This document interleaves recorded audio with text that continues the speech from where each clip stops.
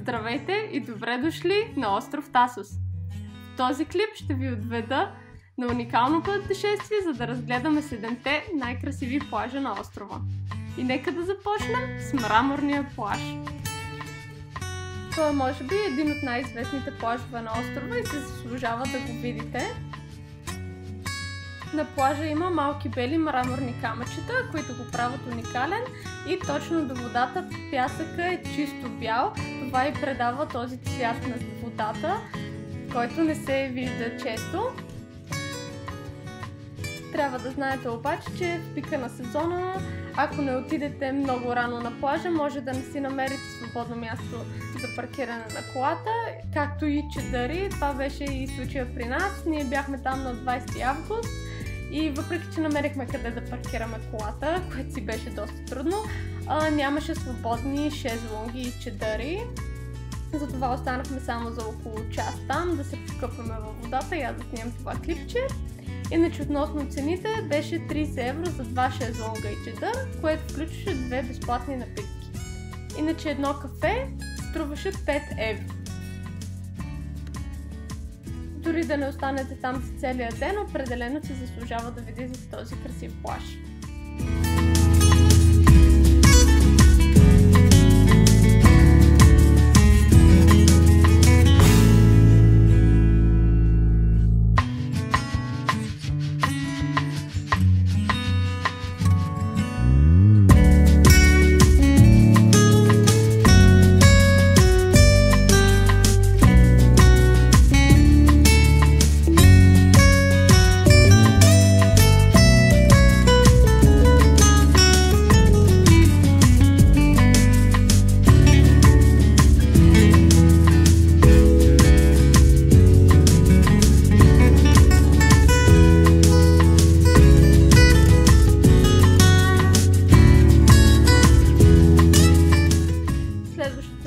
Което трябва да видите на остров Тасос е лагуната Гьола. Имайте предвид, че за да стигнете до там си има около 15 минути ходене по не най-лесния терен, но се заслужава, най-вече ако обичате да скачате от скали. Това е вашето място и със сигурност е нещо, което не се вижда всеки ден и си заслужава.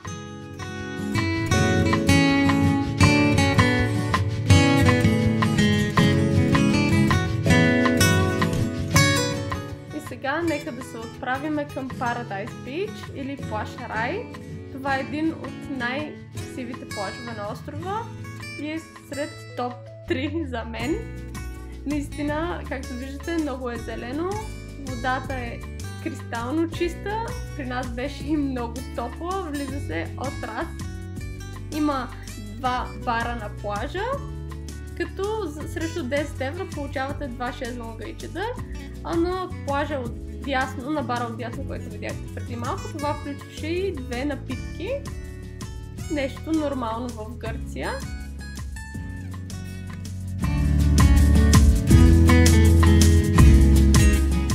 Тук избора от храна не беше кой знае колко голям, имаше неща като пица, совлаки, бургери, хот-дози, бързи неща, гръцка салата, кафета, сладоледи, горе-долу това е, но няма да останете гладни и плажа е много красив. А това малко островче просто прави гледката уникална. Също така и доста плитко в началото, така че който е с малки деца ще му хареса. А това, което виждате в момента, е плаж Ливади.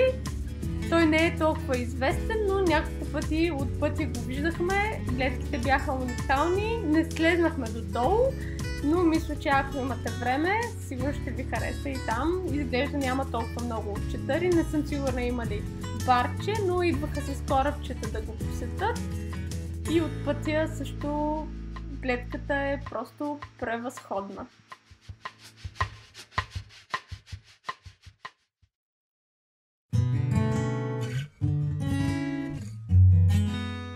А това е плаж Трепети.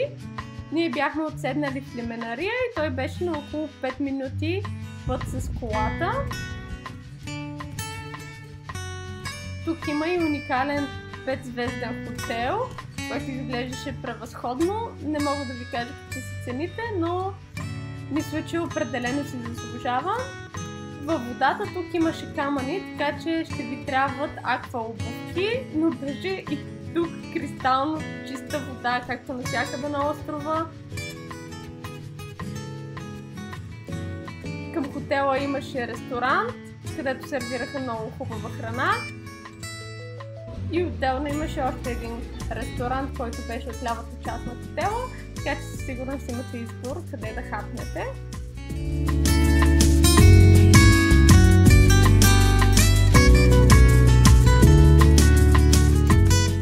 И това си е един от най-близките плажове до Лиминария, ако сте отседнали там.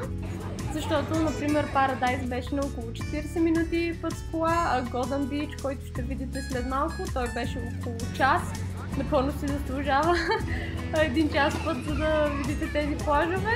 Но ако някой ден искате да си спестите пътя, този плаж е също уникално красив.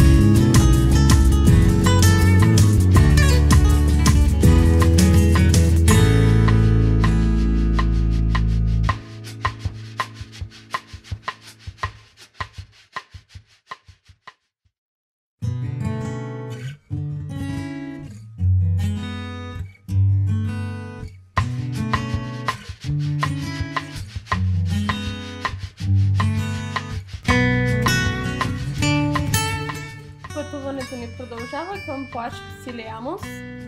Още един уникален плаж. Имаше около 3 или 4 бара на този плаж, където и да седнете, поне на нас не ни искаха пари за шезлонги и чадъри. Предполага се, че ще си поръчате нещо. Има и много добър ресторант. Цените бяха нормални, а храната беше изключително вкусна. Тук ядох най-вкусната гръцка мусака на острова. Аз пробвах гръцка мусака почти на всеки ресторант, на който седнахме, например на обяд или на вечера. Така че мога да ви кажа, ето тук беше най-вкусната гръцка мусака. Водата пак уникално чиста, прозрачна, топла, няма оплаквания.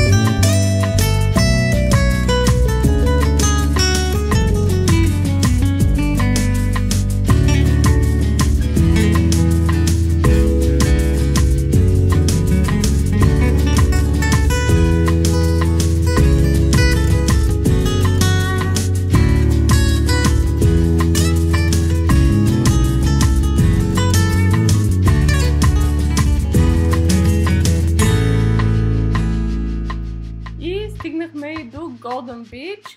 За мен лично любимото ми място на острова, любимия ми плаж. Той е просто огромен. Предполагам, зависи и къде точно сте на този плаж, но на нас ни хареса изключително много. Бяха ето точно тук по 5 евро шезлонга, 10 евро за 2 шезлонга и чадър.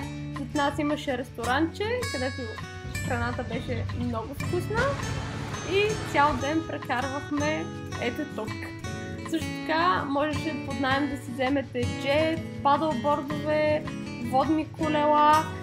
На другите плажове нямаше такива опции. Аз покарах джет, понеже супер много обожавам. Цената беше 50 евро, по-евтино отколкото на нашето Черноморие, където на Созопол е 130 лева. Но мога да кажа, че джета беше спънат и беше леко бавен, до 50 км в час дигаше, докато на Созопол този, който карах, беше 90 или 100 км в час. До толкова можеше да вдигнете с него, но няма значение, аз се забавлявах. Водата отново беше много топла, чиста, в началото доста плитка, абсолютно никакви оплаквания. Тук на видеото по едно време стана по-бурно и се появиха, то не са като водорасли, ми такива кафеви пръчици, които избута самото море на брега, но това се случи само веднъж и пак не беше проблем, влизате малко по-навътре и водата е уникално чиста. Просто да не ви направи впечатление, че все е така, нали, излиза, че тази вода е най-лошата от целия остров, но просто беше такъв деня, беше по-бурна водата, по-бурно морето, но наистина уникален плаж. Следващия път, когато се върнем на Тасос, мисля хотела да ни е тук някъде, ето това са и водните атракции, за които ви говоря.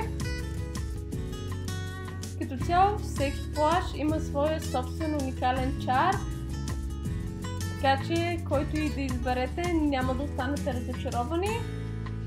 Тасос обещава незабравими моменти на брега на морето, затова опаковайте чантите си и отидете преди сезона да е свършил или просто до година. Знайте, че това е вашето място. Благодаря, че гледахте видеото. До скоро!